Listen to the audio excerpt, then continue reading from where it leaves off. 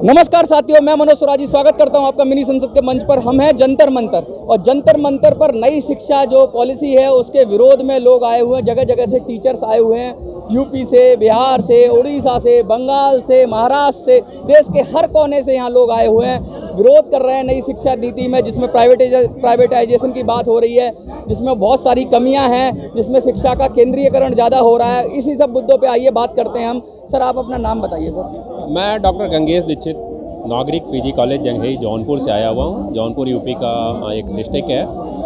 मैं जौनपुर से आया हुआ हूँ और हम लोग आज एआई फुक्टो के आह्वान पे यहाँ जंतर मंतर पे धरना दे रहे हैं। सरकार की जो इस समय पॉलिसी है वो शिक्षक विरोधी है, शिक्षक और शिक्षा विरोधी है। नई न्यू एजुकेशन पॉलिसी को ये बहुत अच्छा कह के थोप रहे हैं। मैं कह रहा हूँ कि वो मेरे पे थोपा जा रहा है। व्यवहारिकता के धरातल पे कहीं वो चीज़ें नहीं हैं जो सोच के सरकार कर रही है। चार लोग बैठ करके कमरे में एक योजना बना देते हैं और हमारे पे थोप देते हैं बिना ये जाने कि हमारा संस्था का ढांचागत क्या है और क्या क्या वहाँ आवश्यकता है, क्या कमियाँ हैं।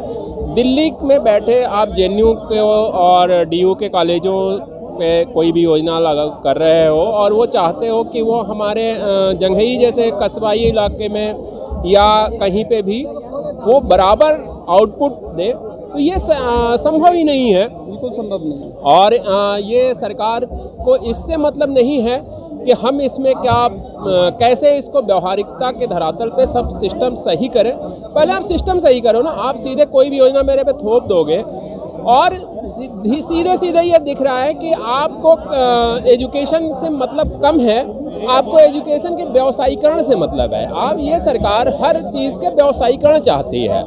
आर्थिक रूप से आप केवल किसी चीज़ को अगर देखते हो तो शिक्षा को आप उस तरह से ना देखो।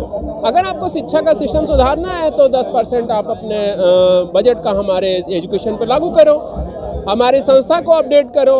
आप किसी भी चीज़ का डिजिटलाइजेशन करना चाह रहे हो, डिजिटलाइजेशन कर देना आसान है, कह देना आसान है, लेकिन जहां लाइट ही ना हो, पता चले कि लाइट नहीं है, 24-24 घंटे लाइट नहीं है, और वहां आप कहोगे कि नहीं भैया आप प्रोजेक्टर से पढ़ाओ, ऑनलाइन एजुकेशन दो।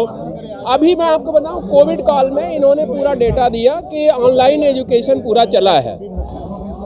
निश्चित रूप से शिक्षक बहुत प्रयास किए हैं, लेकिन बहुत सारे ऐसे शिक्षक थे जो ऑनलाइन पढ़ाने में असुविधा हो रही थी।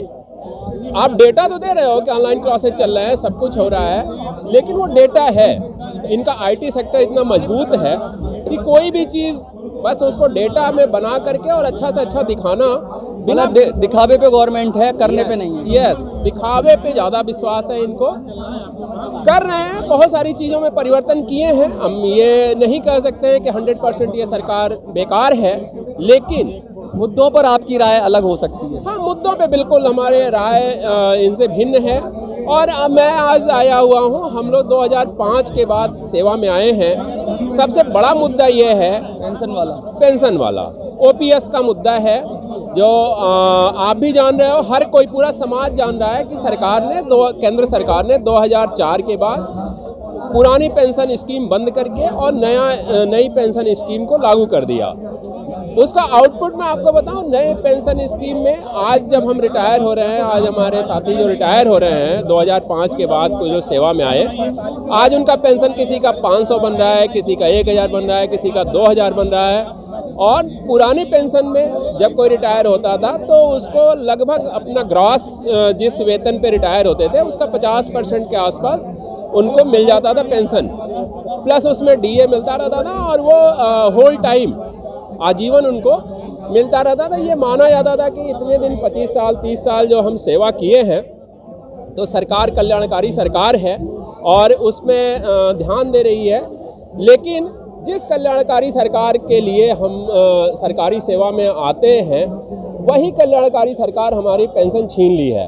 विडंबना ये है कि वो खुद आज भी पुरानी पेंशन ले रहे हैं। अब आप बताओ कि ये हमारे नीति नियंता हमारा पेंशन हक छीन लिए और अपने उस पेंशन को ले रहे हैं। कई सारी पेंशन से एक एमएलए और एमपीज लेते हैं। बिल्कुल, 2 बार चुने जाएंगे, 3 बार चुने जाएंगे तो 2 पेंशन, 3 पेंशन, 5 पेंशन, ये उनको मिलता है। जनता को क्या संदेश देना चाहेंगे आप? जनता को संदेश यह है कि आप बिल्कुल देखिए, जनता तो कहा यही आता है कि सरकार तो जनता ही चुनती है, और सर ये भी मान लिए हैं कि सरकारी पेंशन धीरे धीरे इसका प्राइवेटाइजेशन करते जा रहे हैं और सरकार की तंत्र को ये बंद करते जा रहे हैं।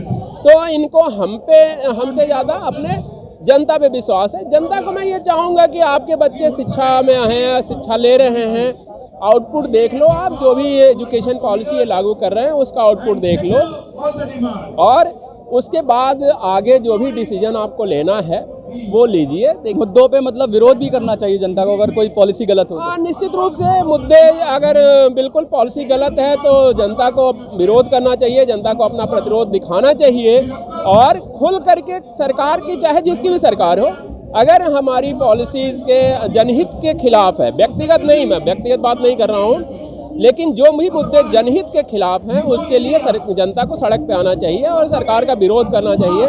ये अलग बात है कि ये सरकार काफ़ी हद तक तानाशाहीपूर्ण सरकार है, जो किसी भी मुद्दे को दबाने के लिए, किसी भी स्तर तक जाने के लिए तैयार रहती है और मुद्दे को दबाती भी है, डाइवर्ट भी करती है। इनका IT सेल बहुत मजबूत है, और जब भी एक मुद्दा आप उठाओगे तो दूसरे मुद्दे की तरफ डाइवर्ट करके और अपने मेन मुद्दे से जनता का ध्यान भटकाने का ये काम करते हैं। तो जनता से उम्मीद है कि जनता इनकी बात को अगर पसंद करती है तो वीडियो को लाइक करेगी, इनकी बात को दूर दूर तक जन जन तक पहुंचाएगी, और चैनल को सब्सक्राइब करिए। इसी के साथ जंतर मंतर से मैं मनोज स्वराजी, जय हिंद, जय भारत।